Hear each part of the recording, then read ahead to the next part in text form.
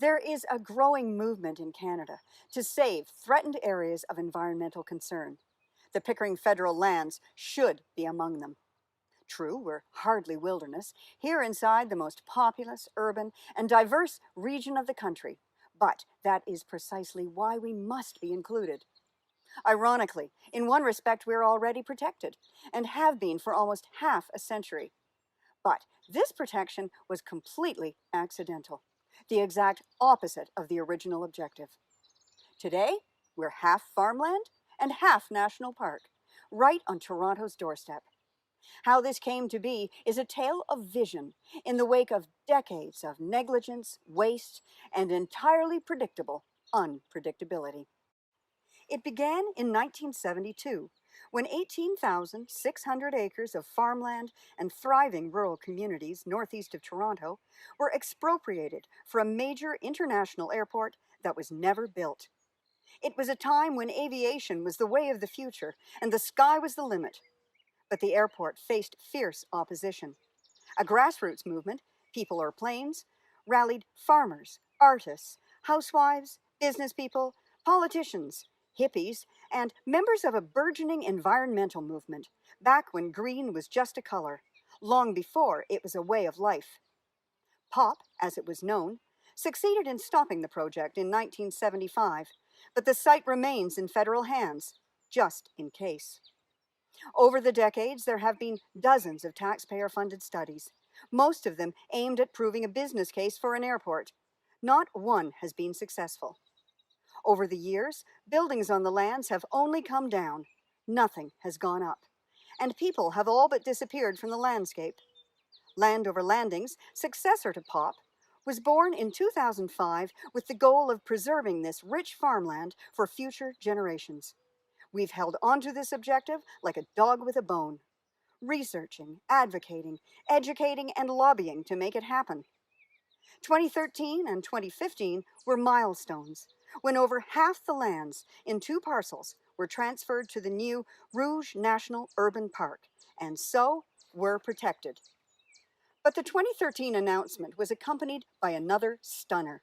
The airport was to be built after all, and within shouting distance of the brand new park.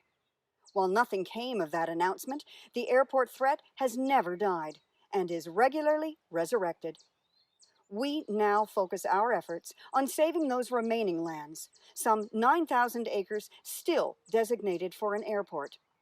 Our mission is to convince Ottawa to stop all plans for an airport and to protect this irreplaceable natural resource in perpetuity. Meanwhile, Transport Canada continues leasing to agricultural, commercial, and residential tenants, and farming on the lands carries on.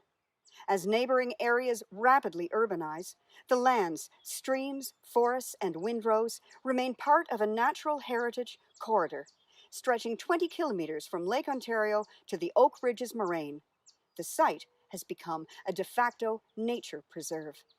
Around here, it's the stuff of legend that the only environmental assessment done on the lands before the shocking announcement of the airport and expropriation was a 3-day affair, conducted in winter, with snow on the ground. It would be laughable if it hadn't been so negligent and contemptuous. A 2004 study for Transport Canada is the only public report that contains a description of the environmental features of the area.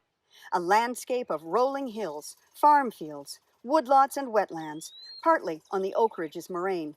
The soils are recognized as Canada Land Inventory Class 1, a non-renewable resource, the best soil there is. Some of the healthiest watersheds in the Greater Golden Horseshoe are here, their headwaters springing from the southern slope of the moraine. The 2004 study found 142 flora species of concern on the lands and 50 species of fauna.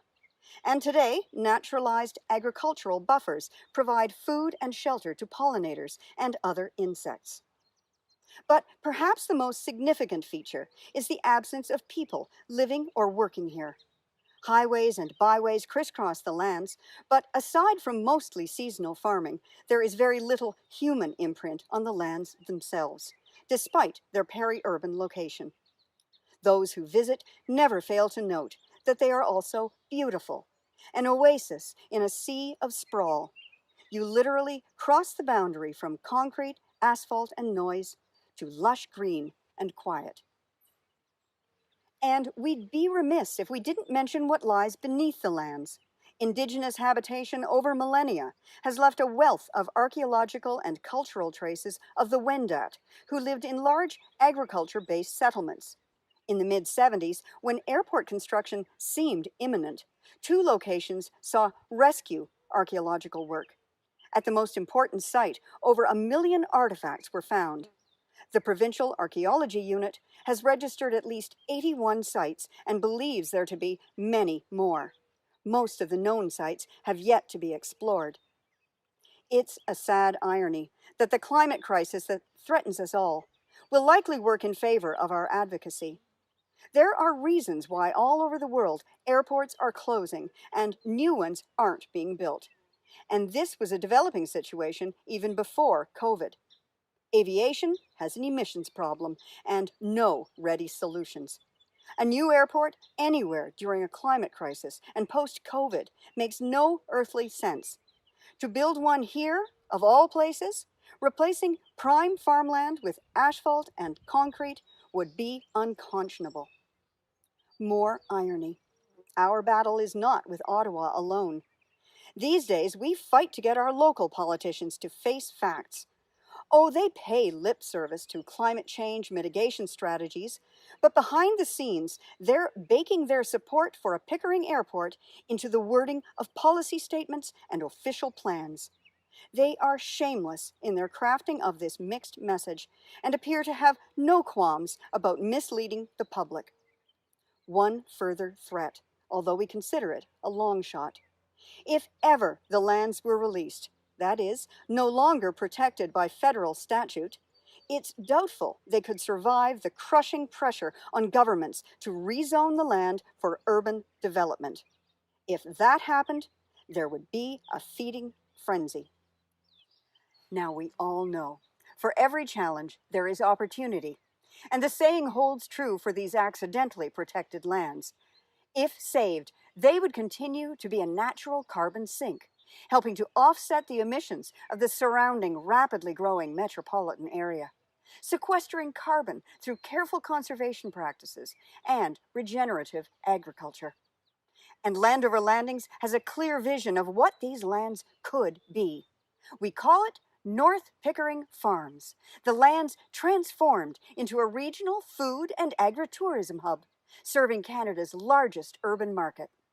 It would be a revived community, providing local food, exciting opportunities, secure jobs, and a healthy, sustainable future, creating over 2,100 jobs and $230 million in new annual economic activity. The vision includes an incubator center for training new farmers and a research center dedicated to resolving the challenges the agricultural sector faces as the planet warms. Canada could and should be leading the world in this research. The lands would become the ideal neighbor for Rouge National Urban Park, with its foundational pillars of nature, culture, and agriculture. Or better yet, these remaining lands could become part of the park. This has been a long fight, arguably the longest continuous protest movement in Canadian history. Now into our second and even third generation, we are advocates who have gone from fighting against something to fighting for something. It was the government of the first Prime Minister Trudeau that launched this saga half a century ago and accidentally protected these lands for a future in which the current Prime Minister Trudeau now has the opportunity to save them forever. The justification for expropriation was to allow the government to violate the rights of some, to make way for a project deemed to be for the good of all. Back in 1972, that common good was believed to be an airport. Today, we can't imagine a better public good than to protect these lands on purpose, for the right reasons, in perpetuity, before it's too late. An oasis of fresh food, fresh air, fresh water, and a reimagined, revitalized future for all.